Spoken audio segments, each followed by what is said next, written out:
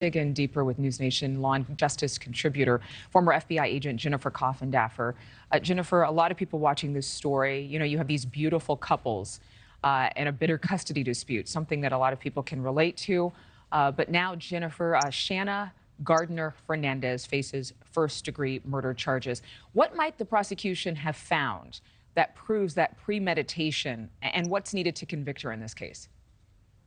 Well, in this case, we had the hitman turn, and that was huge for prosecutors. When he turned on the husband, the current husband of Shanna, that was just a big a nugget for them, because now they're able to find the details of how did that tire get there? How early had this been planned? How long had this been going on? So all those details came to light. And I believe it was only a matter of time before Shanna was certainly charged. They are going to have the cell phone records, different records of her searches on her computer. And what it's going to take is showing those overt acts, meetings she had, discussions she had. And that's really what it took to bring her to being indicted on these first-degree murder charges. But Shanna and her now husband, or then husband, I don't even remember if the two of them are still together, Mario Fernandez Saldana, they've both denied involvement. Mario, though, was arrested like 6 months ago. And since she was this common link between all these men, why was there a delay in arresting her? Well, they were certainly looking for the particular overt acts. Even though you plan something, you need to act upon those. And they found those acts. I think it's probably going to be meetings, the transfer of funds. Items like this are what made it possible to actually indict Adrienne.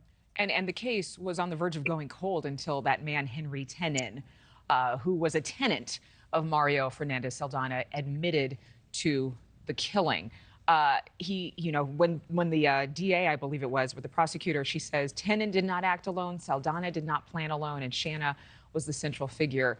What exactly would be needed to determine that she receives the death penalty?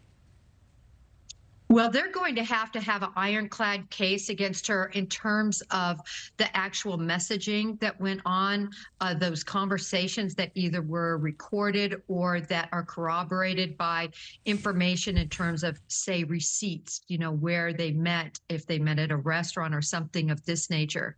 So I think the reason for the delay in charging her was because they were looking at making this completely iron tight, Adrienne.